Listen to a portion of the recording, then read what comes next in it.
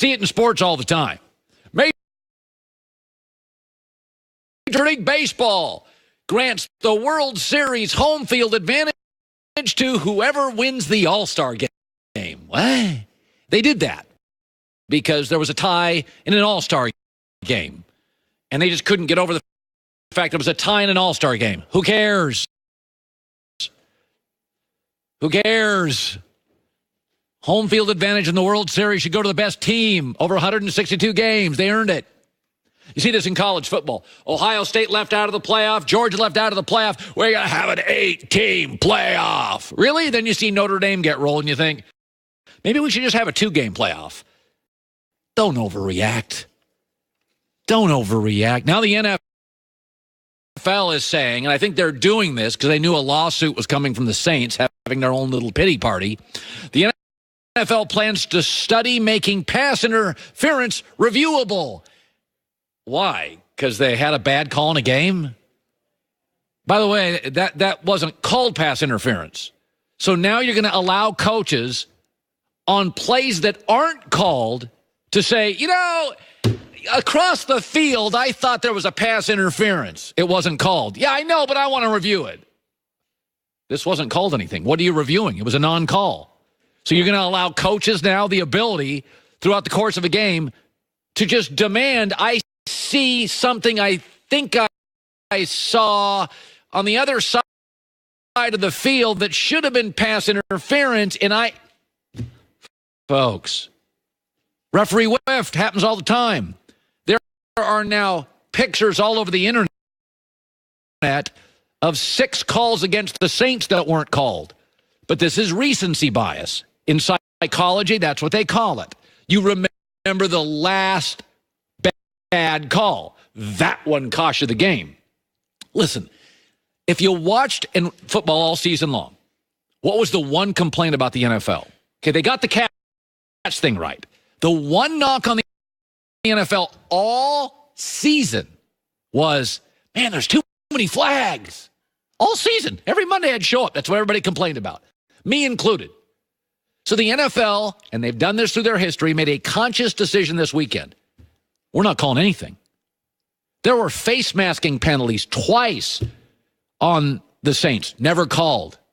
Rams cornerbacks were hyper aggressive. There were a couple pass interference calls in the Rams in the first half. Never called. There was a Saints player stepped on a Rams player. Never called. These officials didn't call anything this weekend because they listened to you, the fans. You, and the NFL's been doing this for years. You got tired of the catch situation. They changed it. Right in the middle of a season. Super Bowl. We're going to change it. Catches count now. So they listened to you, and you're this morning waking up in New Orleans. The league's got it out for us. Give me a break. Kansas City, New England was the highest rated AFC game or second highest rated AFC championship game in 42 years. Want to know the reason why? There was almost no penalties in the first 3 quarters. It was a good game. It wasn't that good. I mean, the game wasn't that good. Why'd it get the rating? Because the flow was good. No penalties, only 5 through 3 quarters. That's why the NFL is king. Major League Baseball is rigid. The NBA takes a while to figure stuff out. NFL will change stuff overnight. And they did. They told their officiating crews, don't call anything. They didn't, and they butchered one call. Let the Saints have their pity party. Let the Saints laughably talk about integrity. Yeah, this is the Bounty Gate franchise. This is the franchise that had to basically suspend the coach, the GM, multiple players, assistants, because they had bounties out on people. But hey, my bad. The Saints can claim the NFL has no integrity. Like New Orleans. Really? Integrity? You want to go there? Okay. All right. Don't overreact. Stuff happens. Teenagers make mistakes. Baseball all-star games end in a tie. Sometimes in a college football playoff, a team should get in, doesn't. It happens. And referees whiff. Should be noted. You can find all over the internet this morning multiple penalties on the Saints that weren't called. 2 face masking, and in the red zone, the Saints got a playoff after the clock had expired. That was never called either.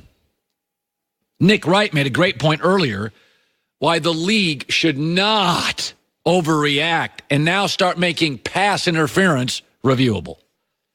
What they're talking about here is making penalties that were not called reviewable. Okay, enjoy every big touchdown, the most solved mystery of the NFL. How the hell is Nick Foles better with the Philadelphia Eagles than Carson Wentz? Carson Wentz a way better player. It was our unsolved mystery. It makes no sense.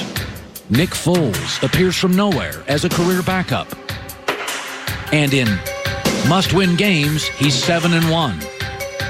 MVP of the Super Bowl for a career backup, who was the sixth best quarterback in his own conference his final year in college. It makes no sense. Well, folks, the unsolved mystery, this morning, it got solved. According to various players and sources within the organization, Carson Wentz, quote,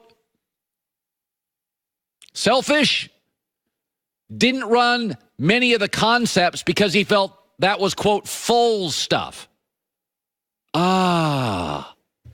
So a month ago I said on this show, I said the only thing I knew about the Foles-Wentz thing was that I was told that Foles was more reliant on coaching, less talented guy, that makes sense, easier to coach. And I said a month ago, Wentz was a little tougher to coach because like anybody that's really talented, Cam, Rodgers, Wentz, they're more reliant often on themselves and a little bit less reliant on coaching. That's all I knew. And today it's been confirmed. Foles is easier for the staff to coach. And that, by the way, this is a very human thing. And I don't want to see everybody bang on Carson Wentz. Folks, this is what would happen with anybody in that situation. Tom Brady, an absolute legend, with not only a trophy case, probably has a trophy room or two, his 9th Super Bowl, he felt somewhat threatened by Jimmy Garoppolo, who won a single game. And Garoppolo got traded for an end table. And that's Tom Brady. If you're a star or a top draft pick and you get hurt and your understudy comes in and wins a Super Bowl, it's incredibly human for you to kind of bristle when you come back and say, I want to run my plays, I want to run his plays. Carson Wentz is just like anybody. Hell, Brady, according to various reports, didn't love the fact that his understudy was right behind him. Didn't want him there. So, you know, the story, by the way, says that Carson Wentz plays favorites. Do you see who supported him in the story? Zach Ertz. When Zach Ertz and Wentz are together, they're like, you know, bosom buddies. They're buddies. That's who he throws to. Not a shock, the one guy that supported him in the story and said it's not true is Zach Ertz, his favorite target. So, yes, this is sort of what I was told about a month ago. Now, there's much more severe quotes. He's arrogant. He's selfish. The story also said he's an incredibly hard worker. He's brilliantly talented, and a lot of people like him, but he's harder to coach. So, to be honest with you, the only thing that would be surprising is if there wasn't a little tension in the room. Star gets drafted, star gets hurt, understudy comes in, gives the city its first Super Bowl, and you don't think the star's going to have a little ruffled feathers? Of course he is. And there is no moral to the story other than Carson Wentz is human. And how do you solve this story? Very easily. Smart teams do this all the time.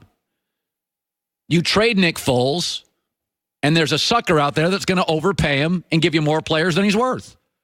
Carson Wentz is clearly the future. Carson Wentz is clearly more talented. Carson Wentz is absolutely who you should build around. And Nick Foles, there's a sucker every minute. We'll pay him a fortune, trade multiple players, and Philadelphia will do what New England does, what the good teams in this league do. Manipulate the suckers. I mean, isn't that what New England's done for years? You ever notice how often New England trades with Cleveland and Buffalo? Ever notice that? You ever notice they don't trade with like Philadelphia, the smart teams, very much? New England, this is what they always say about great baseball hitters. Great baseball hitters don't hit the aces. They hit the 3-starter and the 4-starter and the middle relievers. New England and Philadelphia are two of the best-run organizations in football. And they're going to make trades for years and years with poorly run teams, like Detroit, like with Cleveland, like with Buffalo. So this is an easy problem to solve. Move out of the Nick Foles business, trade him for somebody, get some pieces, draft another quarterback to back up Carson Wentz. It's all good. But the only surprise here would be this didn't happen. If Brady and Garoppolo had tension and he played a game and a half, you don't think Nick Foles getting Philadelphia its first Super Bowl? That's not going to create a little tension? Of course it is. So John, our unsolved mystery, the unsolved NFL mystery of this year, Joy Taylor, it's been solved. We've been trying to figure it out all year. And we figured it out. Well, it is reports, It makes no sense. That's a bad Robert Stack impression. Good to have you in today. We're loaded. Peter King coming up this hour.